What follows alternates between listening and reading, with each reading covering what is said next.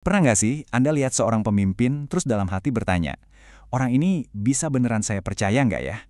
Nah, pertanyaan itu yang rasanya relevan banget hari ini, sebenarnya lahir dari sebuah krisis besar puluhan tahun lalu. Kali ini kita bakal telusuri krisis itu dan menemukan dua jawaban kuat yang muncul.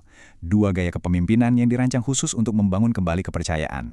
Yuk kita mundur sedikit ke awal tahun 2000-an. Waktu itu, suasananya tuh agak, gimana ya, nggak enak.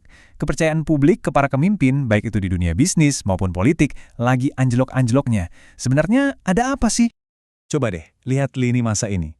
Ini bukan sekedar berita utama biasa loh. Ini tuh rentetan pengkhianatan. Kita lihat, ada skandal politik besar di akhir 90-an. Terus di tahun 2001, Enron, perusahaan energi raksasa, ambruk karena penipuan akuntansi. Ribuan orang kehilangan pekerjaan, dana pensiun mereka lenyap begitu aja. Setahun kemudian, giliran WorldCom. Rentetan ini benar-benar bikin luka yang dalam di kepercayaan masyarakat.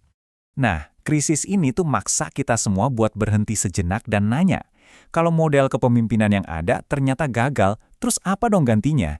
Kita jadi nggak cuma cari pemimpin yang pintar atau karismatik, tapi pemimpin yang, ya bisa kita percaya.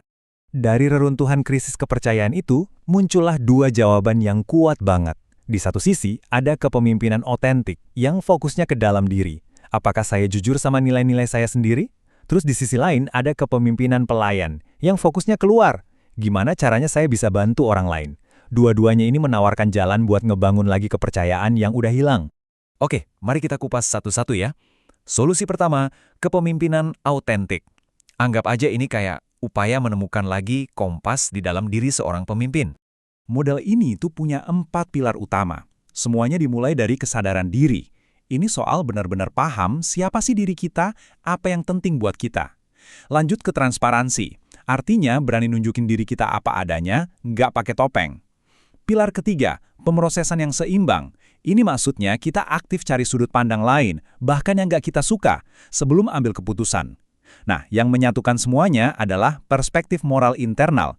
Inilah kompas kita, yang dasarnya dari nilai-nilai diri sendiri, bukan dari apa kata orang atau apa yang lagi ngetren. Konsep ini mungkin kedengarannya idealis banget ya.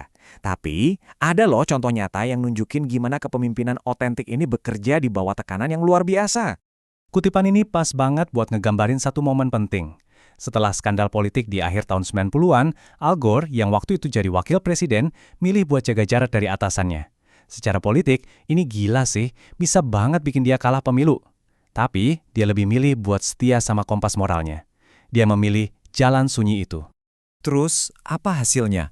Buah dari kesetiaan sama nilai-nilainya itu apa? Di tahun 2007, Al Gore dapat hadiah Nobel Perdamaian. Bukan karena jabatan politiknya loh, tapi karena perjuangannya yang otentik dan nggak kenal lelah soal isu perubahan iklim, isu yang benar-benar dia yakini. Ini bukti kalau otentisitas itu pada akhirnya dihargai. Oke, sekarang kita pindah ke solusi kedua, yang bisa dibilang jauh lebih radikal. Kalau kepemimpinan otentik itu soal melihat ke dalam, kepemimpinan pelayan ini soal membalik total cara kita mandang kekuasaan. Nah, ini dia intinya, langsung dari pencetusnya, Robert Greenleaf. Dia bilang, pemimpin sejati itu bukan orang yang gila kuasa. Justru sebaliknya, dia itu orang yang punya dorongan alami buat melayani.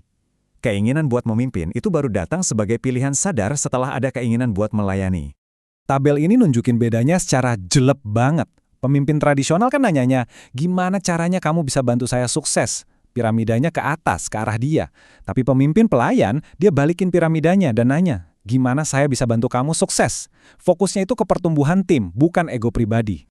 Terus prakteknya gimana sih? Ini bukan soal satu tindakan heroik gitu ya. Tapi lebih ke kebiasaan sehari-hari. Ini soal mendengarkan lebih banyak daripada ngomong. Soal nunjukin empati yang tulus.